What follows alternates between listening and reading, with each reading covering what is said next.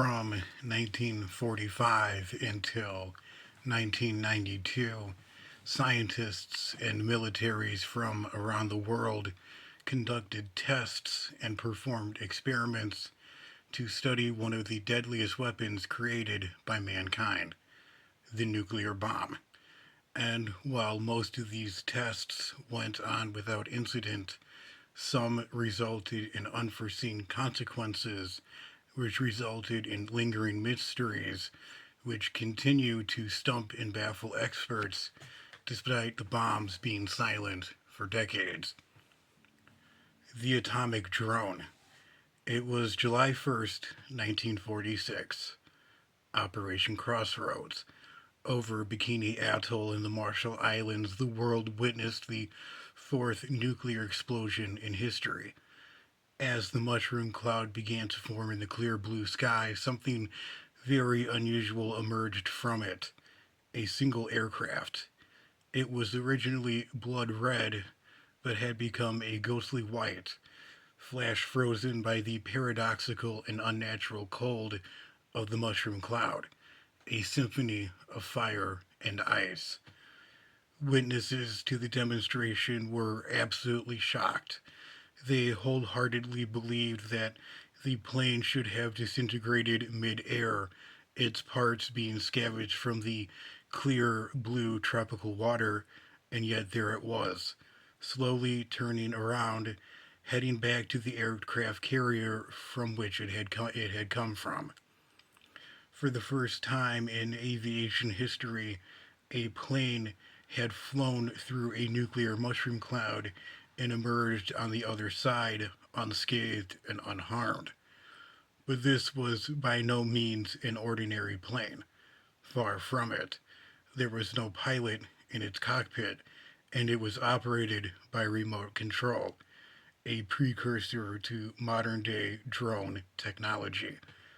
The plane was a Grumman F6 F5 Hellcat, a leftover from World War II. It was stripped of its weapons and was stuffed with cameras and Geiger counters. After a 23 kiloton nuclear bomb was detonated 525 feet above a ghost fleet of 95 ships that were moored in the atoll's lagoon, the plane was then launched from the aircraft carrier, the USS Shangri La. The plane had one mission and one mission only: to fly around and through the mushroom cloud and take photographs and gather data. And that is what it did. It then returned to its aircraft carrier undamaged, having thawed out before it landed. The forest constructed in the desert. In May of 1953, deep within the dry and arid Nevada desert, the U.S. government built something truly bizarre. They constructed a massive 150-acre artificial forest, not in the name of ecology or environmentalism, but for something far more sinister: to see what would happen if the forest were to be ignited by nuclear hellfire. This was the final test of Operation Upshot Knothole and is considered to be one of the most spectacular events of the entire nuclear age. And yet, despite this test occurring over 70 years ago, the full set of the test results and its data remain highly classified even to this very day. Over 145 full grown ponderosa pines, measuring from 60 to 160 feet tall, were cut from a forest in Mount Charleston, Nevada, loaded up onto trucks, and then hauled into the Nevada desert, and then bolted upright into the desert sand by a concrete boot. A B 50 bomber then dropped a 28 kiloton nuclear bomb, which was then detonated 24,000 feet above the artificial forest. The footage of the test, or at least the footage that has been released, shows a brief but intense flash and trees igniting before they vanish into a wall of superheated wind and dust. Trees obliterated, fire everywhere, and bark charred. A short, sweet, and simple operation. So, why are the full test results and data set still locked away? According to the Defense Threat Reduction Agency's archives, several film reels and documents from Operation Upshot Knothole remain hidden behind national security restrictions. Among the missing reels and data include a high speed infrared film which captured the exact moment that the artificial forest ignited, a set of Firewatch helicopter logbooks, a full thermopyl report that may have charted how hot the fire reached and burned second by second, and files and documents relating to the thermonuclear pulse signature of the nuclear weapon itself and how it operated. Information that is still used to this day in nuclear firestorm prediction models and the construction of nuclear bunkers. Attempts by researchers to obtain this information by Freedom of Information Act requests have been unsuccessful over the years. The science, too dangerous to share with the public, now lays hidden behind lock and key, buried buried under massive amounts of red tape. Out of sight and out of mind. Ignorance is bliss. The missing mannequins. They stood frozen in place. Mothers stood in front of stoves or pushing a vacuum cleaner or polishing knickknacks. Fathers sat in living rooms watching the telly or sitting in the kitchen reading the newspaper, smoking. And children were tucked neatly into bed or playing in the backyard. On March 17th, 1953, a countdown began. 10, 9, 8, 7, 6. Scientists and military personnel scurried off to their bunkers. 5, 4, 3, 2, 1. A 16 kiloton nuclear bomb was detonated, and within the blink of an eye, this seemingly perfect world came to a violent and horrific end. Cars were tossed around like a child having a temper tantrum. One house was reduced to nothing but rubble, and while another house managed to survive, those who were inside the house did not. And while the devastation was absolutely horrifying, no one was killed or injured despite appearances. These were mannequins, clad in J.C. Penney's finest attire and given names like John, Jane, Susie, and Bobby. They were sent off to become casualties in America's first ever televised nuclear attack. And then these mannequins vanished without a trace. Codenamed Annie, it was a test that was part of Operation Upshot Knothole. But Annie was more than a simple weapons test. It was a propaganda stunt. The Federal Civil Defense Administration called it Operation Doorstep. Its goal was to assure the American public that they could survive the bomb if they took the threat seriously enough and followed the steps to prepare.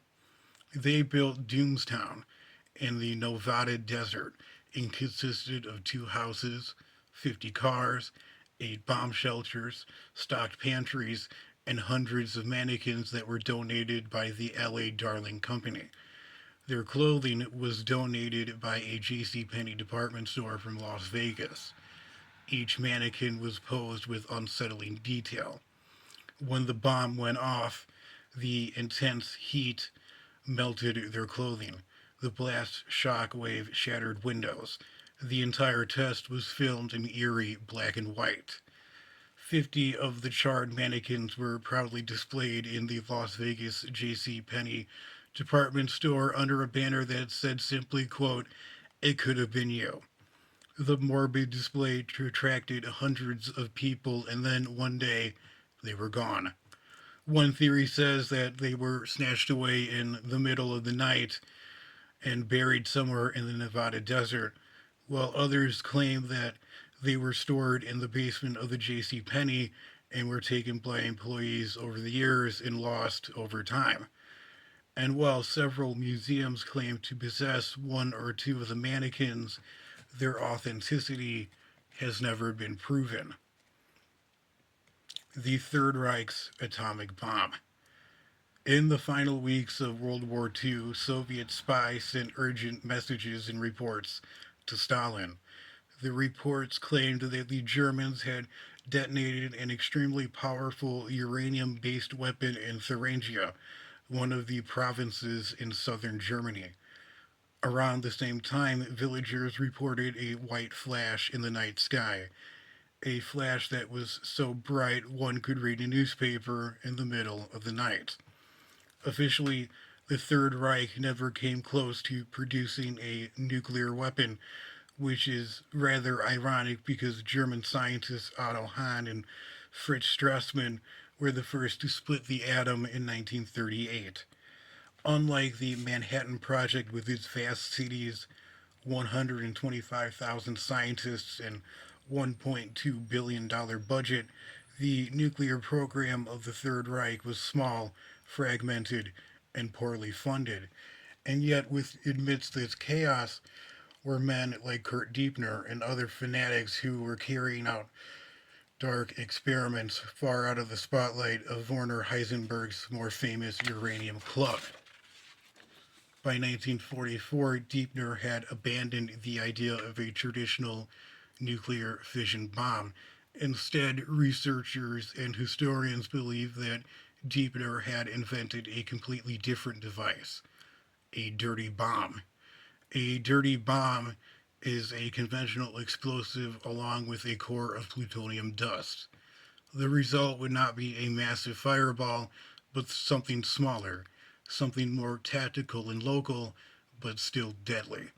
It was believed that this device was not tested once, not twice, but three times.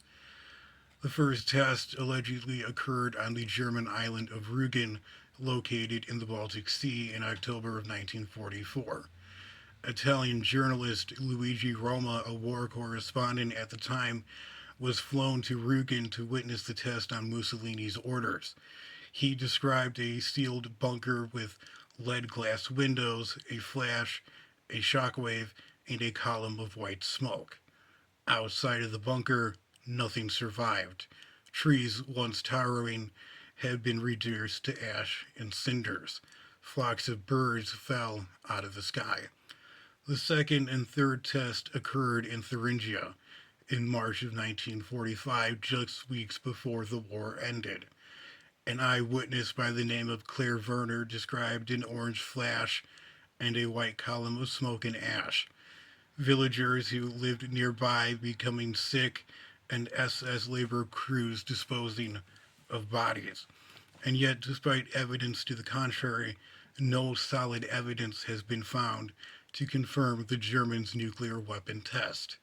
No blast site has ever been discovered. No radioactive isotopes have been found in the nearby soil or water.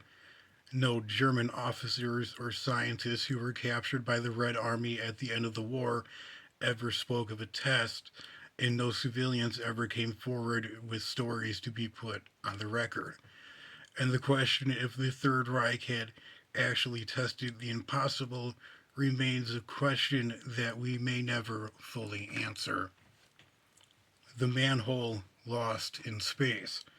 Sometimes the most unexpected objects can change history and create lingering mysteries.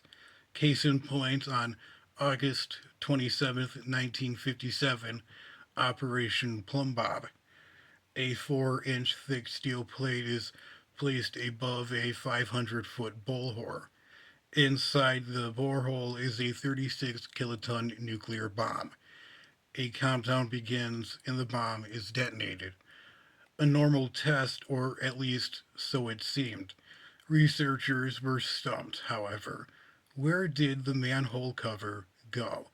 Some researchers believe that it simply disintegrated, but other researchers believe something even more incredible occurred.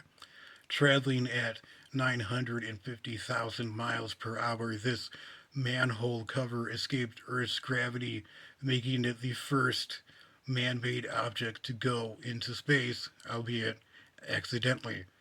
Some believe that this manhole cover is still out there somewhere floating around the cosmos, a reminder of a time when mankind once played with fire and almost got burned.